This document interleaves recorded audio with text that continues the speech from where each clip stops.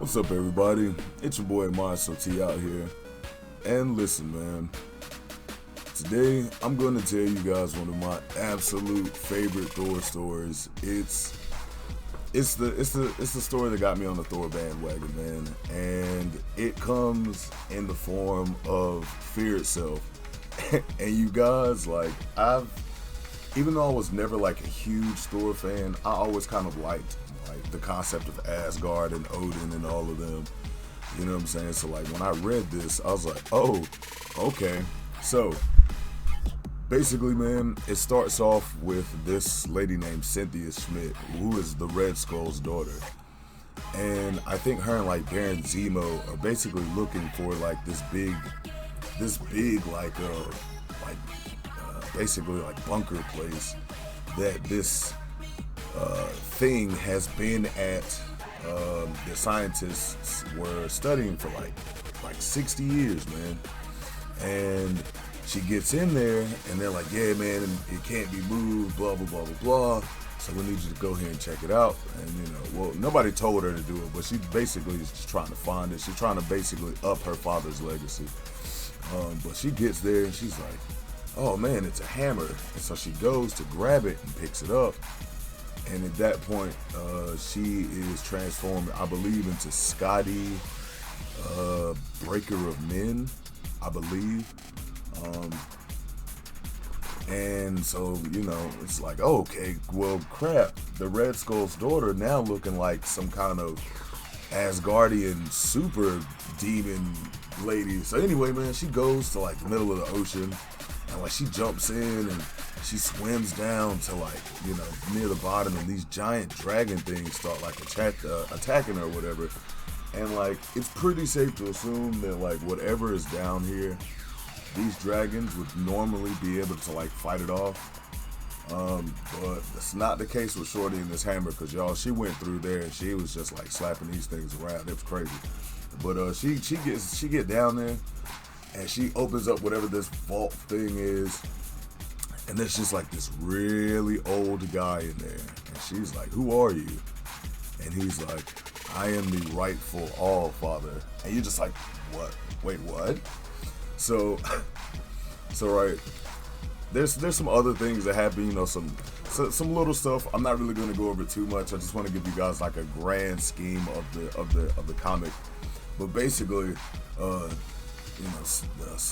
Sin is talking to this guy, and he's like, yeah, man, it's just time to bring things on the order, and we got some work to do. And she was like, well, do you think we could just do it by ourselves? And he was like, oh no, we're gonna get my worthy. And then all of a sudden, like it shows like a picture of space, and then these like 7 freaking like objects headed toward Earth, and they land.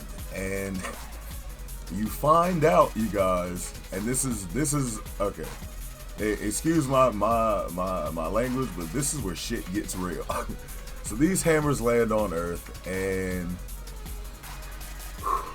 it cuts to the Juggernaut, right? It cuts to the Juggernaut, and I believe he is on the raft, which, if you did not know, in Marvel Comics, there are a couple different supervillain prisons, one of which is named the Raft. You saw it for a little bit, I believe, in Captain America Civil War. That was a big place that just popped up out the ocean. But so he's in a raft and he's working out, and they give him about like 7 minutes a day. So he's punching this like giant machine thing, whatever. And all of a sudden, one of these hammers lands on the raft. And there's something very specific about him. Like, certain people can hear the hammers talking to them. Not everybody, but certain people can hear the hammers talking.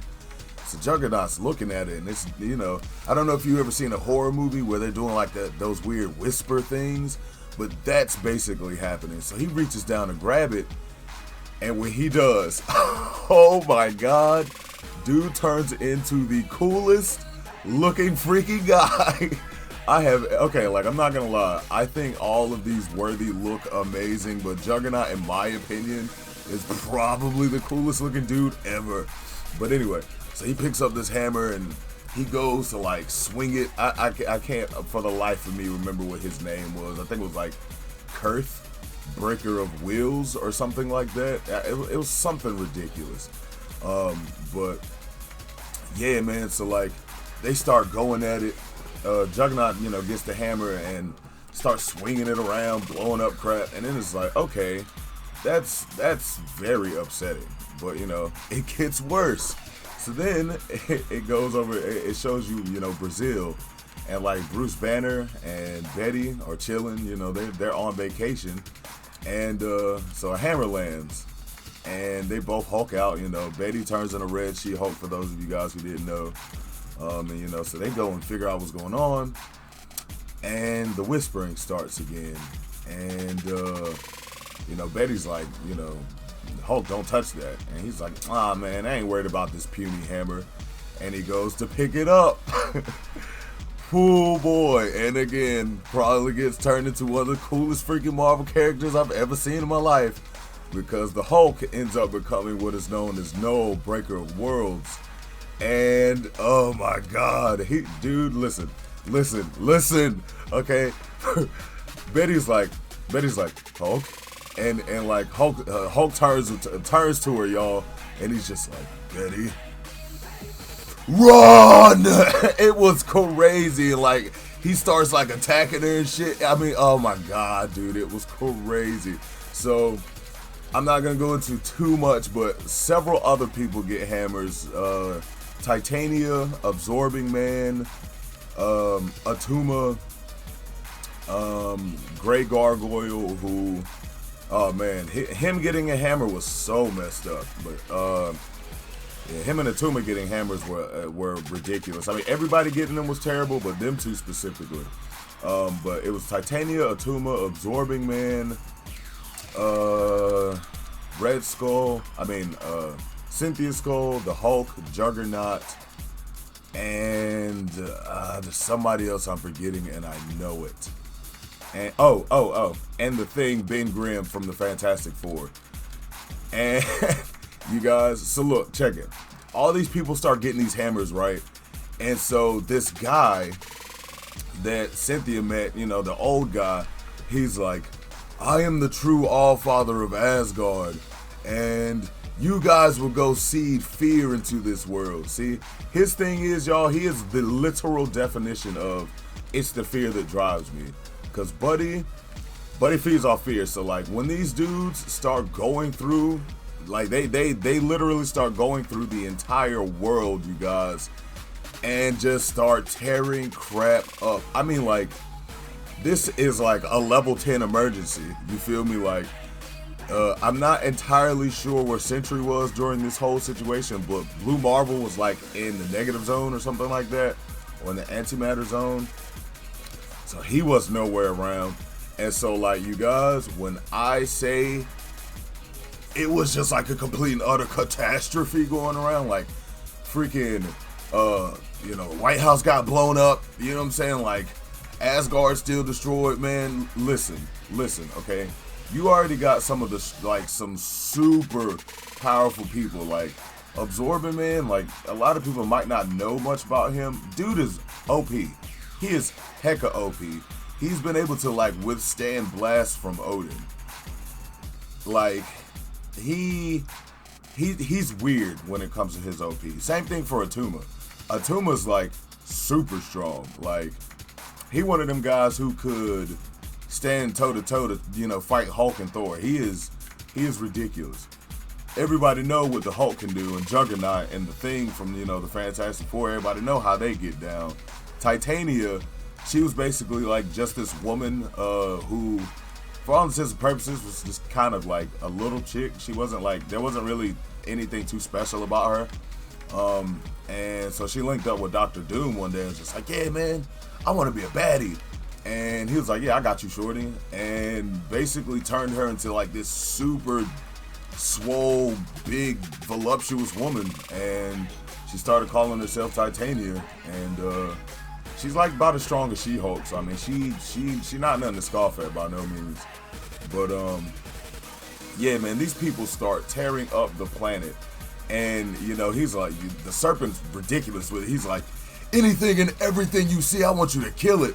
I want you to bring as much fear as you can. Don't let nothing live. Men, women, children, animals, I don't care. I want you to kill everything. I want you to seed as much fear in this world. It was nuts, man. So like Bucky Barnes as Captain America, he's like Captain America now. You know what I'm saying? Like he goes to fight like Cynthia, Scotty, or whatever. And dudes, let me tell y'all, like Bucky as Cap is nice. He is nice. But he was not ready for this because she murdered him. She straight up murdered him. He is dead. She blew a hole in his chest. Tore off his arm and blew a straight hole in his chest, you guys. I was like, Bucky, no. Oh my God. I'm not gonna lie, it hurt my soul. But I mean, you guys, the entire superhero community is getting destroyed. This is an all hands on deck situation. Every hero on the planet that you can think of that's trying to fight against this is out there. You know what I'm saying? You got the like your West Coast Avengers, your East Coast, your X-Men, your Fantastic Four. You even got Inhumans out here. Like, it's crazy. This is an all hands on deck situation. And it's even more ridiculous because you got people like the Hulk and Juggernaut as bad guys, including like the Thing and stuff. But so anyway, man, basically the Serpent starts feeding off of all this fear, yada yada yada.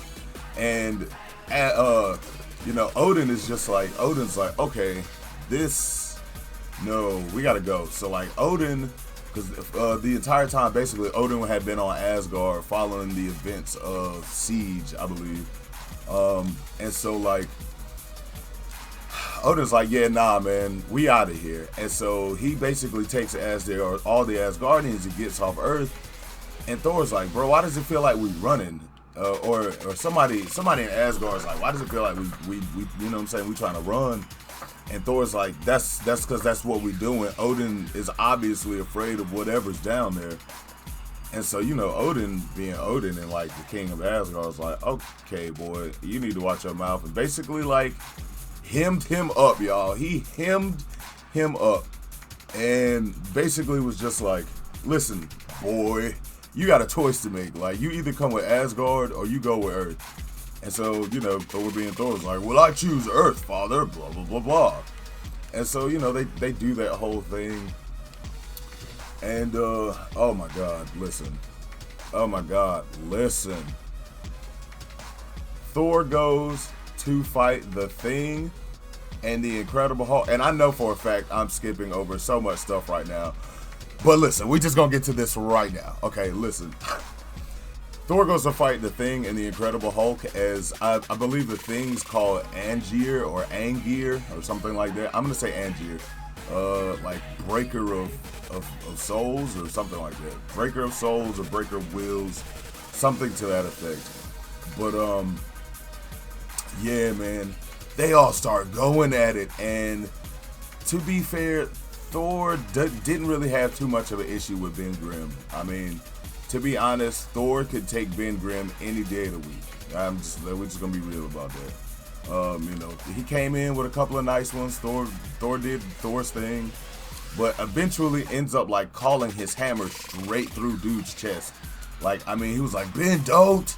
And he did it anyway. And so Thor had to call back the hammer, and it basically almost, I mean, it almost killed Buddy. Like, had it not been for the fact that Reed Richards' kids, Franklin Richards and Valeria Richards happened to be there, oh, Buddy would have died. He would have straight up died. But that's not where it got cool. Y'all, listen. Hulk and Thor were standing there like looking at each other, and it was like, so we gonna do this? Bruh. Thor knocks the Hulk out this building. And so like they fall into the ground and they hitting each other, and this is like a blow for blow type deal. They boom, boom. And like it's shaking, like these blows are shaking the neighborhood, man. It's shaking the entire neighborhood.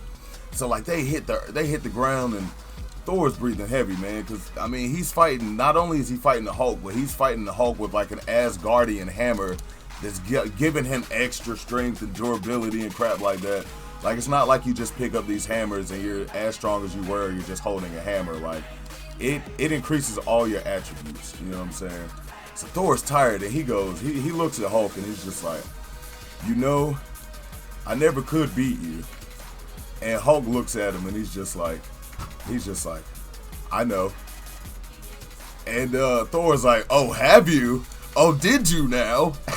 And like, I kid you not, man, dude starts glowing, like just turns into like glowing electricity. Just all kinds of powered up, man.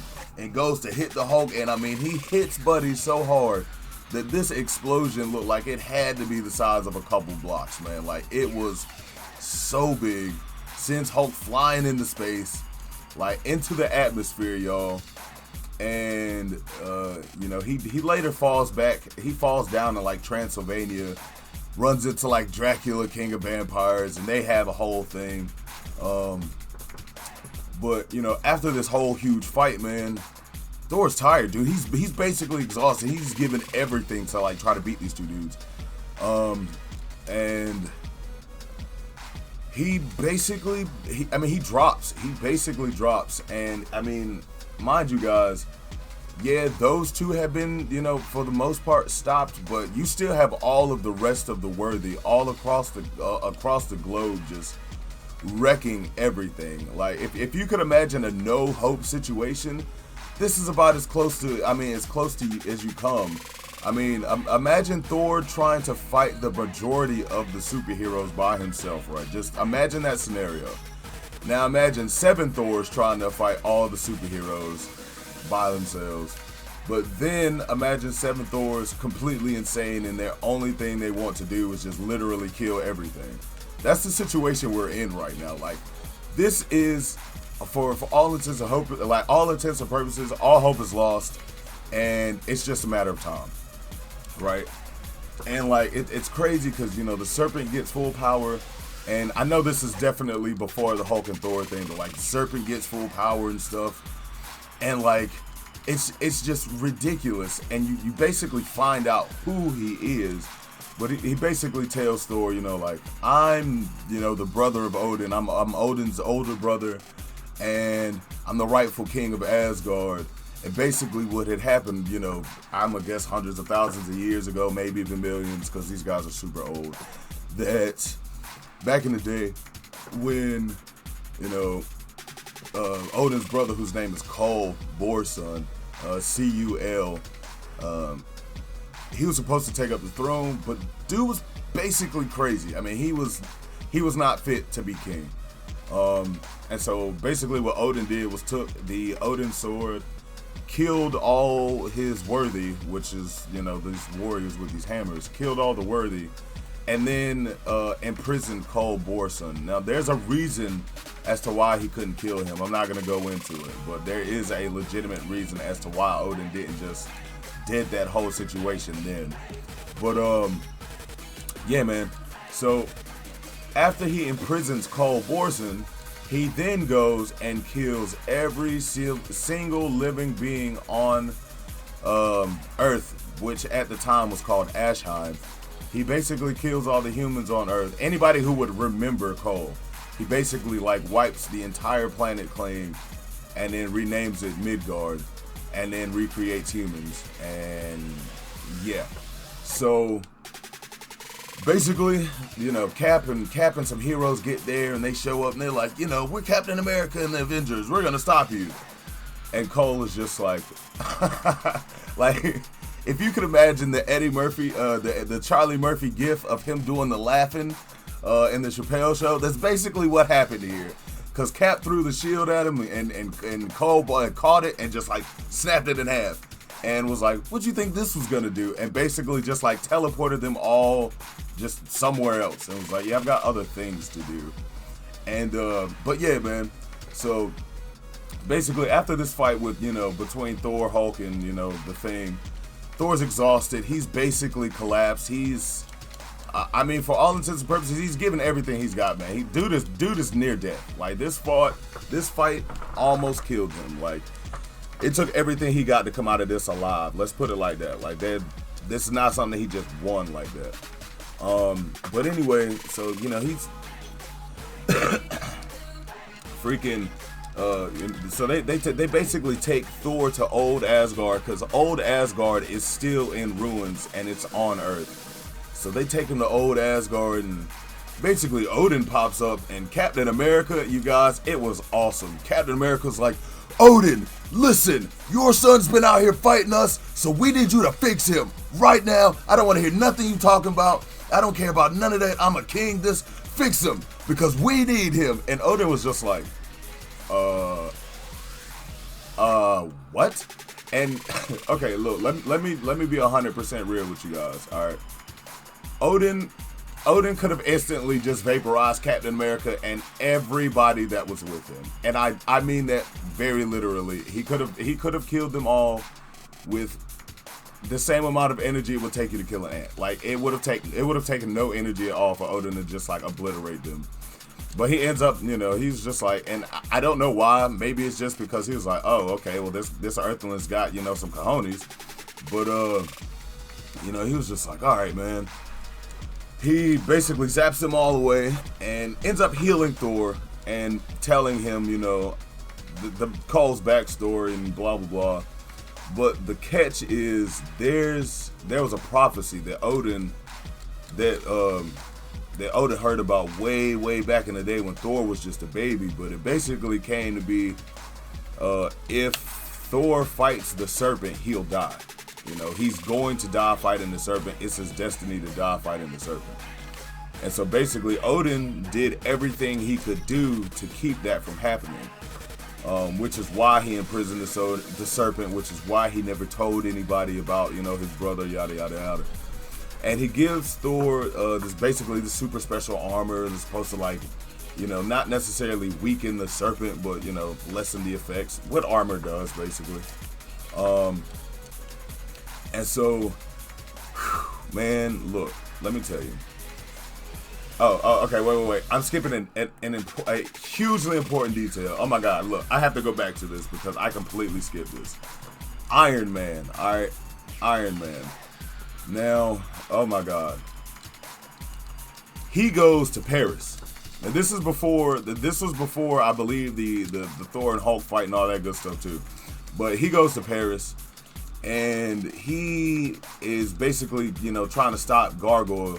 But when he gets there, all he's seeing is these statues, man, these stone statues, millions of them everywhere. And he has no idea what's going on. So he comes across like this old man. And he's like, hey, old man, like, what's happening, bro? Like, what is all this? And the old man is just like, he's stuttering and he's stammering. He's just like, you can't let him see you. You can't let him see you. Like, oh my God. And Iron Man's like, you can't let what see you? And then like, soon as he said that, Grey Gargoyle, I don't remember what his actual name is in the, what his Asgardian, thing is, but he walks around this corner, you guys, looking like the scariest thing. I mean, this thing looks horrific. And it looks at the old man and like Tony's like, oh no, and like soon as he turns around and look at the old man, he's been turned to stone, right? So Tony starts fighting this thing, and he should not have. I know he didn't have no choice, but this thing, you guys, it's not a fight. It's not a fight. It's literally Tony doing his best, his absolute best to stay alive in this. And it's crazy because at one point in time, this thing hits Tony into like this building, and it's at that point that he realizes that like it's either he gets hit into a building or he gets hit into what looks like a giant like hill, and then he realizes that like he's not laying on a pile of debris, but he's laying on top of a massive pile of people who had got turned to stone. And I mean, you guys, it is ridiculous. Tony almost died. All right, let me be real. Tony, okay, so this other guy, I believe he was like from Shield or Hammer or something. He came in and his bootleg, you know what I'm saying? His bootleg Tony Stark armor, and this thing killed him. This gargoyle absolutely like turned Buddy to stone, crushed him in front of Iron Man and everything. And like Iron Man realized that he could not beat this thing. He like took like a repulsor sword, sliced this thing's head clean in half, barely slowed thing down. Like this thing stopped for like 20, maybe like 20 seconds just to start healing his head. It was nuts. So at that point, Tony realizes that you can't fight these things. These things are on a completely different level, you guys. You don't fight these things. The only reason Thor could fight these things was because it was Thor. You do not fight these things. So, like Red Hulk had ended up fighting like Avenger. The Thing got demolished. It was rough. So I mean, you don't really fight these things. You kind of survive against them. But so at the one time you got Odin and Thor. Odin giving Thor the Ragnarok sword, the Odin sword, whatever. Well, at the same time, you got basically Iron Man calling out to Odin. He's just like, Odin, I don't got nothing else to give, so I give you my sobriety.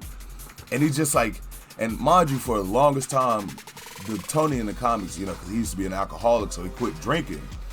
Well, he's just like, I don't know what to do anymore. So he basically goes to old Asgard and gets drunk and starts yelling at Odin. And I mean, anybody can talk to Odin, like anybody can talk to Zeus or Vishnu, all of which are gods in the MCU. In the Marvel comics, but it's really up to them whether they'll talk to you or not. But Odin was like, well, you know what? Since you're Thor's friend, I'll talk to you. What's up? And Iron Man's is like, I think it's kind of funny, bro, that you just got us out here fighting all these Asgardian problems by ourselves. You ain't trying to help. You ain't trying to do nothing, bro. What's good with that? And Odin misunderstands him at first. Odin is kind of like, well, I mean, what you think I'm gonna give you my soldiers to fight this? Like, that's not my fault if you're not strong enough to defend yourself. And Tony was like, bruh, I'm not asking you for none of that. I don't need your soldiers. I don't need your weapons. I got that. I need your workshop. I need to use the place that you build your weapons. And oh my God. This was like one of the only times in Marvel Comics that I was like, Tony Stark, you're the man. Because I am not an Iron Man fan. I got respect, but I am not a fan of freaking Tony Stark. But, oh man, so they go to Odin's workshop. And Tony Stark starts making everybody like Uru weapons. Like, he makes Spider-Man like Uru weapons. Red She-Hulk like this giant like sword. Wolverine gets like this full body freaking Uru armor thing with like heated claw blades. I mean, everybody, like Hawkeye gets like some like Uru arrows. I mean, and like it's and when everybody gets these weapons, it's just like Thor's transformation. So they all get an increase in strength and durability and stuff like this. And it's really at that point that like the tides start to change and the battle starts to, like the battle really starts to seem like it could be won. But up until that point, man, it was bleak. Like, it got to the point, you guys, where like after Cap's shield got broken and everybody was just sitting there feeling hopeless, like there was a whole bunch of like townsfolk and they were like, we don't know what to do, man. Superheroes can't do nothing, so we're just gonna sit out here with our guns. Ain't nobody taking our land. And man, Cap came up. He was like, give me one of them guns, fellas. And I mean, he out here with like regular people just trying to shoot. And dude, listen, okay? Iron Man shows back up, and it's literally, this is where they got the scene in Endgame where like Captain America is about to face off against an army that he just cannot win against. And Buddy's like, on your left. That's where this scene comes from, because Iron Man just comes out of nowhere with like all these new weapons and crap, and they all start fighting these people. And at that point, Thor comes in and he's fighting Cole, and Cole done turned into this giant serpent, the Midgard serpent, yada yada yada. And like he's trying to hit him, Thor's trying to hit him with the hammer, and Cole's not having it, knocks the hammer away from Thor. And this is probably when we get like the dopest part of the entire story. Cap sees his hammer hit the ground, y'all, and he's like, nah. And he reaches for it and picks it up, and he's just like, Avengers assemble! And you guys, it was the coolest freaking moment ever. And it was the first time in comics that Captain America ever actually like wielded his hammer, Thor's hammer. There was a time that like he was able to throw his hammer, but he's never been like worthy to wield it. But yeah, man. And at this point, yo, the entire tide of the battle starts turning, and they basically take out Cole. They pretty much defeat the Worthy. Odin takes the power from him. Thor takes down Cole, and all seems well. And then Thor died, and the prophecy ended up coming true. But this video is running a little bit longer than I originally planned it to, and I'm not gonna keep it going too much longer. Listen, you guys, Fear Itself is a story that if you are a comic fan, definitely go pick it up. It's definitely worth a read. There are several other comics, tie-in comics, that as to say, they're not in the main storyline. So if you go buy the main Fear Itself comic, to get the entire story, you're going to have to definitely read the tie-ins. But it is definitely a book that, oh my god, every comic fan should read. I don't even care if you're a fan of Thor or not. It is just such a good story, man. It is amazing. But I left a lot of things out. I left so much out intentionally, so I know you guys, I left so much out. But I don't want to spoil too much, man. I just kind of wanted to give you guys a little taste of what it might be. But whew, I'm the Mighty Amai SOT, man, and I'll catch you guys later.